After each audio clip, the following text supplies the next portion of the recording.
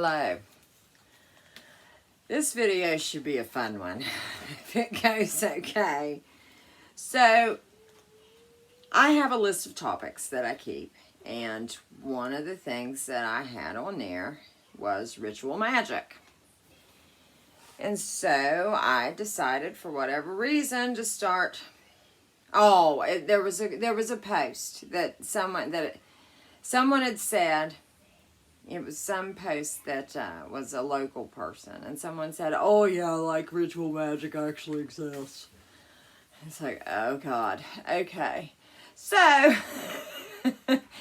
but what I learned during filming this is that we are all right now undergoing a worldwide initiation ritual into the new world. So, let's get into this. Okay. So first we want to talk about, so the masses are unknowingly participating in a worldwide initiation ritual. This ritual is intended to bring in the New World Order. Rituals gather energy, and it's hard to tell everything this energy is being directed towards in this particular situation. One can guarantee it is not for the good of humanity.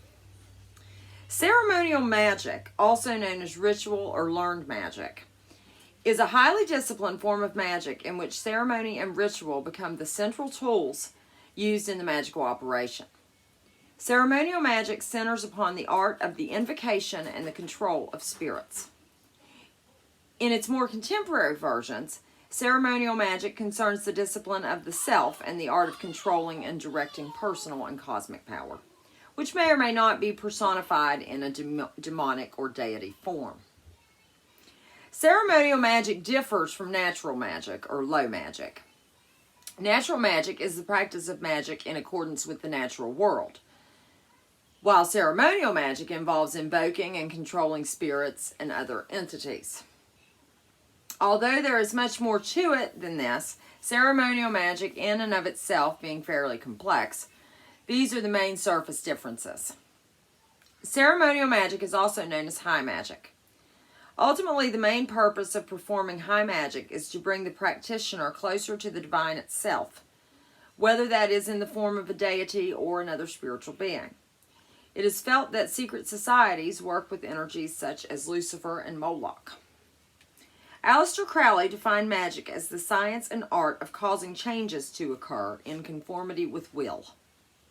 Very much unlike science, ritual magic cannot be guaranteed to produce the same experiences, even though the ritual is the same. The laws of ritual magic are not bound to the laws of cause and effect, as are scientific laws. Ritual magic uses all of the 5 physical senses and many inner senses. During a ritual, the senses may be used in the following ways. Vision is stimulated by symbols and sigils that the magician uses.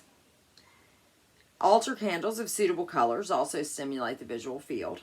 The use of a especially dedicated vessel or chalice in a ritual creates a necessary and powerful point of focus. Now, at this time, we're talking about just a small ritual at an individual doing an altar. They'll have a chalice and things.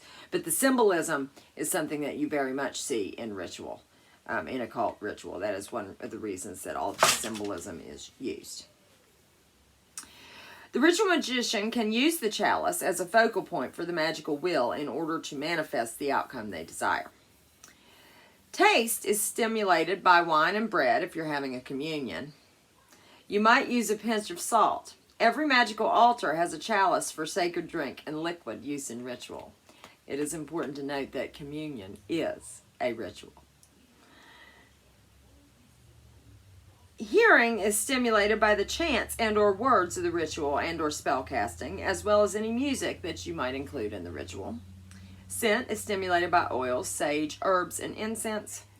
Touch is stimulated by the physical movements of the ritual, by contact with others if you're working in a group working.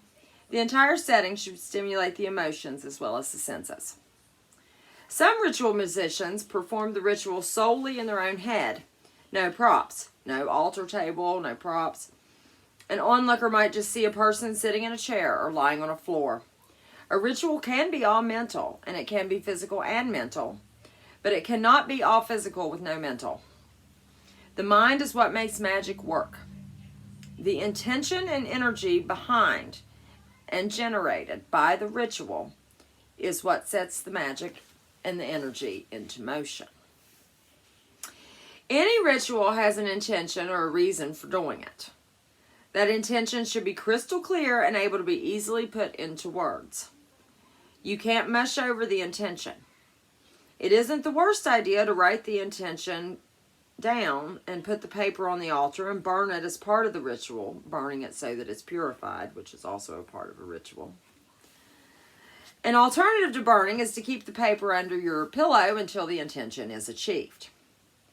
The foundation of practical magic was the belief in the power of divine words to compel the obedience of all spirits to those who could pronounce them. Such words and names were supposed to invoke or dismiss the denizens of the spirit world, and they, with suitable prayers, were used in all magical ceremonies. Again, it was thought that it was easier to control evil spirits than to enlist the help of angels. Like many ceremonial magic groups, membership includes a series of initiations and rituals. Builders of the Adytum, Bota, is a Los Angeles-based ceremonial magic tradition that carries influence from both the Golden Dawn and the Freemasons. In addition to group ritual work, Bota offers correspondence classes on Kabbalah, astrology, divination, and many other aspects of occult studies. Although information on ceremonial magic often seems to be limited, this is due in part to the need for secrecy within the community. Author Dion Fortune once said of the teachings of ceremonial magic, quote, "Secrecy concerning practical formulae of ceremonial magic is also advisable, for if they are used indiscriminately, the virtue goes out of them," end quote. Many large organized gatherings of the masses are participating in ceremonial magic. Look at the Olympic ceremonies or a Super Bowl halftime show. I will link a Super Bowl halftime show from a few years ago featuring a pandemic, and also a very strange tunnel opening in Switzerland. Now, if you can look at these links and tell me they aren't involved in ceremonial magic, then I can help you. And this is the reason that we cannot just wear the mask. Participating in this ritual is so much more than just a mask. I will not willingly participate in an initiation ritual, and I do not consent, and you shouldn't either. The ritual being performed is a pagan ritual of transformation. The world is actively being changed. We will not be going back to, quote, normal, end quote. Everyone wearing the masks is ensuring that we don't ever go back to normal. Doing a ritual intensifies the change. Now, the elites are battling amongst themselves for who controls the people. Both sides want control, but one side doesn't want to control us in nearly as terrible of a manner. I would much prefer a society that is not under totalitarian rule. I cannot and will not engage in this ritual. I will not wear a mask. I also have a valid health reason not to wear one, but that's beside the point. Ritual initiation introduces one into the new, quote, way. The new way of life or worldview. Initiation is a program guiding beliefs and actions that enable the initiate to become a member of the new society. Ritual is not always a conscious action. An initiation ritual typically involves 3 stages: isolation and or purification, transition, and integration. The first stage is isolation and or purification. The initiate is separated from the mundane world. Mundane actually means of the world. The initiate is largely removed from the persons, places, and things that he is used to, detached and insulated so that one can be purged of the old ways in the old world. Purified, if you will. An essential element is the suspension of the normal rules and what one is used to the normal way. Much of the initiate's senses at this time will be deliberately controlled. With nowhere else to go, the isolated initiate may be forced to confront his own reflection. Things that have been ignored or buried beneath the average day-to-day routine suddenly become unavoidable. This is yet another part of the purge of purification. And that's probably one reason suicide rates are up. Does this sound familiar? Let's think about the lockdown, people, which oddly enough was called quarantine. One doesn't quarantine healthy people, unless the word might be used as part of this ritual. We were tainted with the ways of the old world, and we needed to be quarantined to be purified. Another thing I'm reminded of is the fact that the earth was actually purified during this lockdown. Many bodies of water and rivers that were filthy quickly became clean during this lockdown, once the people disappeared. Animals reappeared places they hadn't been in years or ever before. Dolphins were swimming in the canals in Venice. Rivers that were previously full of debris and garbage are now so clear one can see to the bottom. Now, this part isn't necessarily a bad thing, I guess, but the rest is. Initiation rituals also require surrender and may require sacrifice. For something to be given, something must also be taken.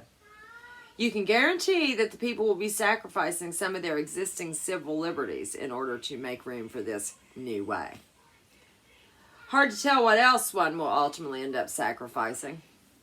If you end up getting a microchip, you will sacrifice your eternal soul. There is no coming back from that. If you mix your body with machinery, you will forever be in this artificial reality. I kid you not, people. You need to be ready to die for it. Repetition is another typical part of the ritual. This is done in order to hammer ports home, reprogram the initiate, and to increase the spell. The words, the new normal, ring a bell? The wearing of masks may be required. Masking has traditionally played an important role in initiation rituals. Masking enables the suppression of ego to help facilitate a death of the old identity, before the identification and manifestation of a new one. Disguised under a mask and hidden away, the initiate is more able to transcend the self. The reason ritual magic is used in situations like this is because ritual increases the likelihood that one's intentions will happen. Everyone participating in this ritual is directing their energy to the masters that are implementing this ritual. It is hard to tell what unseen energies are being used to ensure that the NWO gets implemented. Trauma is another aspect of this kind of initiation. Most, especially to personalize the fear of death. Sometimes the act of dying is ceremonially role-played. Only after death is confronted can the initiative be resurrected, started anew. It may be executed in a purposefully confusing manner, polarizing changes in narratives to keep the initiate confused and on unstable mental ground are common. Phrases like alone together are paradoxes and is an example of confusion in a narrative. I've actually seen several new phrases that are a paradox, and I can't remember them all right now. Disorientation is key. The uncertainty generates a generalized anxiety and fear, further removing the initiate from reality and allowing for better receptiveness to a type of Pavlovian conditioning. This weakens the individual just as a virus would, but this has the potential to break down the whole individual much more so than a virus would. Regardless of the details, the previous way of life is shed, like an old skin. After the isolation and purification comes transition, the second phase in the initiation ritual. As the old ways pass away, the initiate finds himself in a void, feeling as if he belongs nowhere.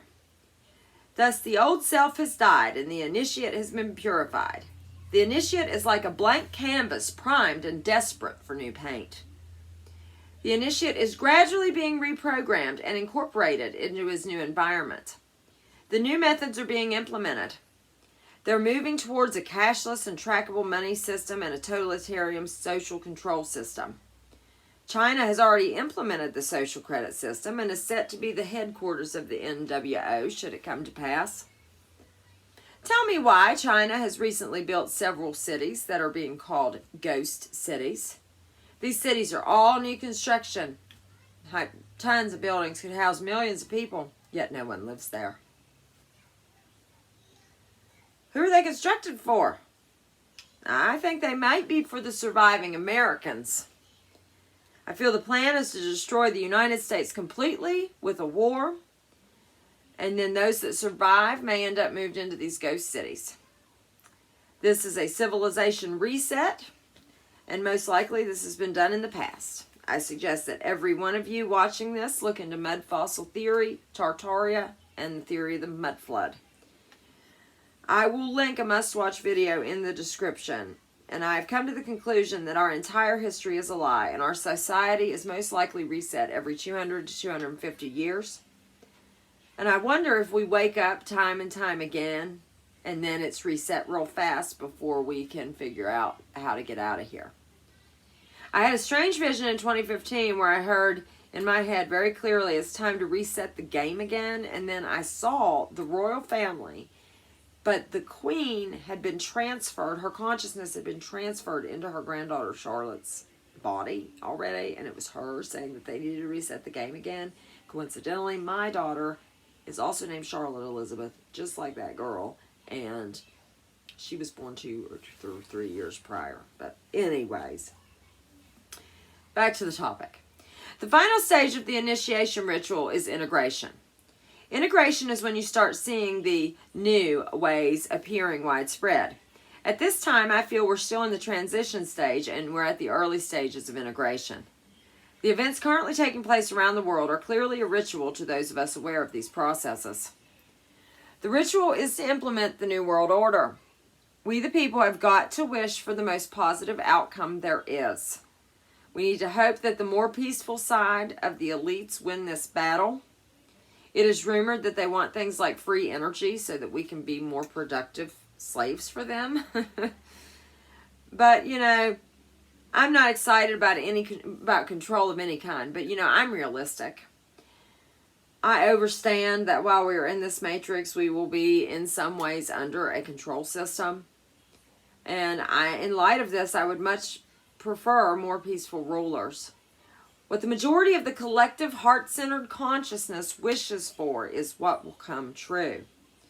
So this is why it is so very important not to envision doomsday, because that's what we'll create. We need to instead try to keep a positive outlook. And that means envisioning the best possible future given the situation at hand. So that's all I have for you today.